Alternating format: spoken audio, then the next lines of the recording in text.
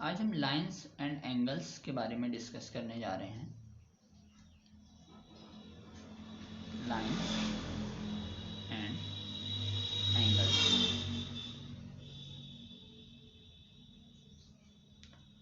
तो सबसे पहले हम पॉइंट के बारे में जानते हैं, ठीक है, कि पॉइंट क्या होता है। तो पॉइंट वर्ड में ही एक पॉइंट है, यहाँ पर देखो, है ना। पॉइंट जो होता है वो एक ऐसा फिगर है जिसके पास कोई डायमेंशन नहीं होता है। कह सकते हैं पॉइंट की कुछ भी लेंथ, ब्रेथ या हाइट नहीं होती, ठीक है। तो पॉइंट जो है एक डायमेंशन लेस फिगर है जिसके पास लेंथ, ब्रेथ, हाइट नहीं होती, ठीक है। पॉइंट जो है किसी भी स्पेस का एलोकेशन है ना। कहीं पर हम किसी भी स्पेस को अगर हम डिटरमाइन करते हैं कि यहाँ पर लेट सपोज हमें कुछ बताना है कि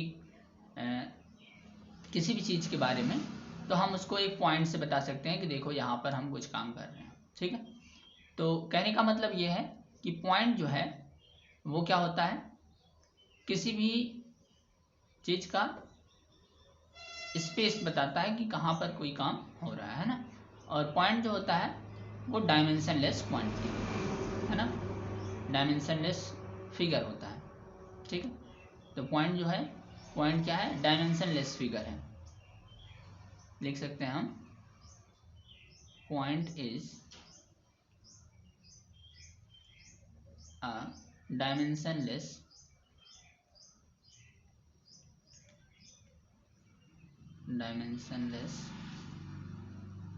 फिगर,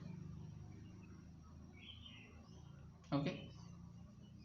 इसके बाद अब हम पॉइंट के बाद अब लाइन के बारे में डिस्कस करते हैं कि लाइन क्या होता है, ठीक है। तो देखो, लाइन जो होता है उसकी लेंथ को हम डिटरमाइन नहीं कर सकते हैं। जब पॉइंट को हम एक सीरीज में रखते हैं तो हमको लाइन मिलता है ना। लेट सपोज हम इस तरीके से पॉइंट को बगल बगल इस तरीके से रखते जाएंगे सटा के, तो हमको एक लाइन मिलेगा, ठीक है। तो हम पॉइंट को, जब ढेर सारे पॉइंट को एक साथ लिखते हैं, डायमेंशनलेस फिगर से हमको एक डायमेंशन वाला फिगर मिलता है जिसको हम लाइन बोलते हैं, ठीक है। तो यहाँ पर लाइन जो है, लाइन जो होता है वो मेनी टाइप के होते हैं, है ना। जैसे ये वाला लाइन है, ये लाइन हमारा देखो तिरछा मिर्छा जा रहा है ना, तो इसको हम कर्व लाइन बोलते हैं।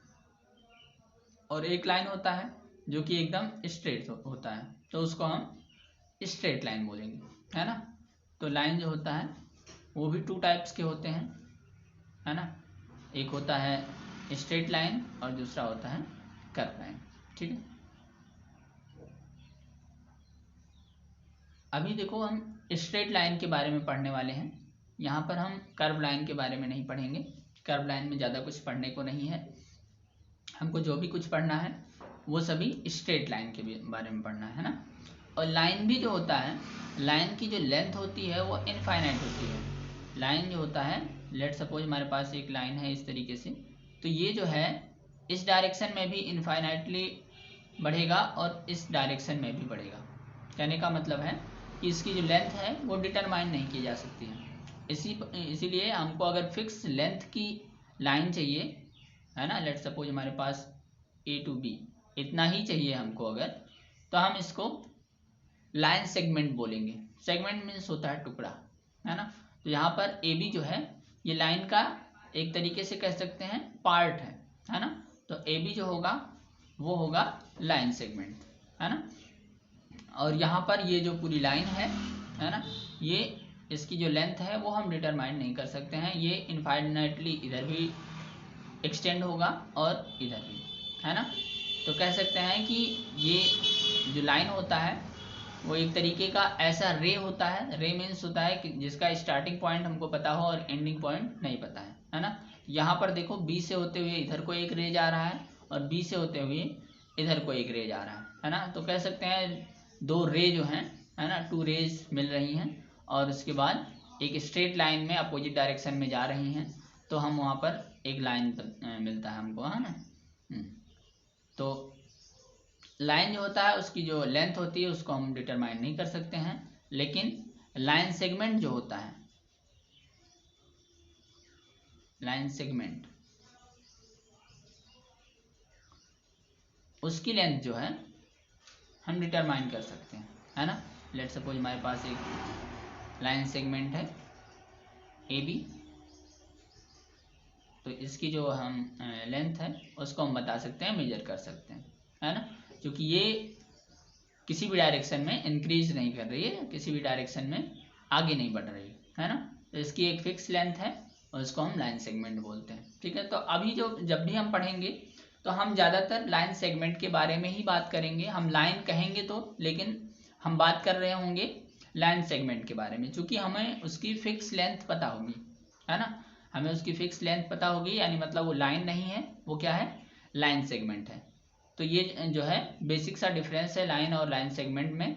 लाइन की जो लेंथ होती है वो इनफाइनाइटली, जिसको हम एक्सटेंड कर सकते हैं, तो लाइन की जो लेंथ है वो इनफाइनाइट होती है, उसको हम मेजर नहीं कर सकते हैं। और लाइन सेगमेंट जो होता है उसकी लेंथ को हम मेजर कर सकते हैं।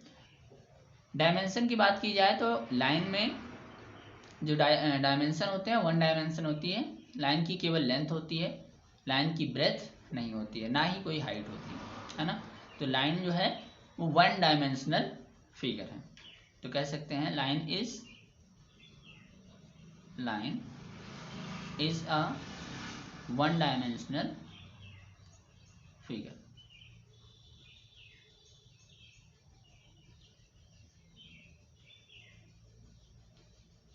है ना।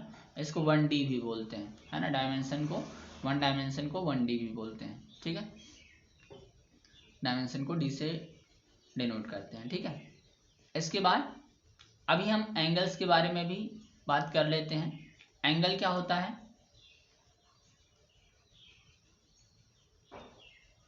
एंगल जो होता है इंक्लिनेशन होता है बिटवीन 2 लाइन और लाइन सेगमेंट, है ना।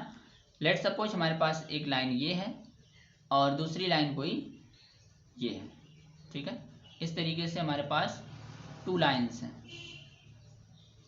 2 लाइन इस तरीके से लाइन सेगमेंट गिवन है, ठीक है।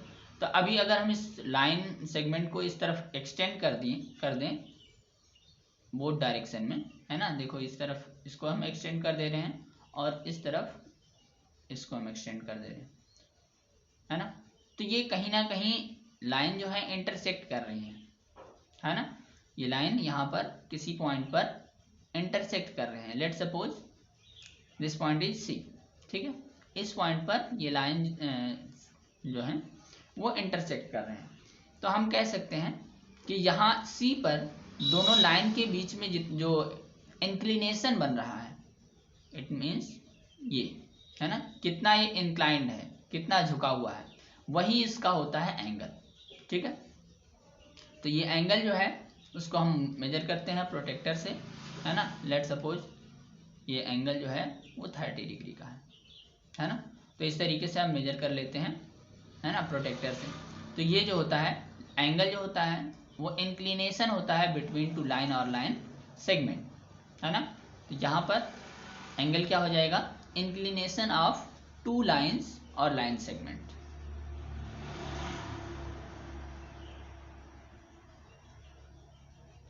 इंक्लिनेशन ऑफ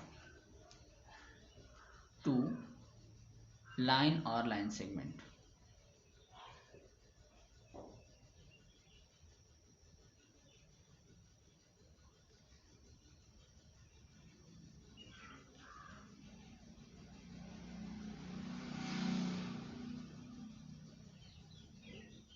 ओके, तो एंगल क्या हुआ, एंगल जो है वो 2 लाइन्स हैं हमारे पास, वो कितना एक दूसरे पे इंक्लाइंड है, कितना झुकी हुई है, और किसी एक फिक्स पॉइंट पर, है ना, उसी को हम बोलते हैं एंगल, ठीक है।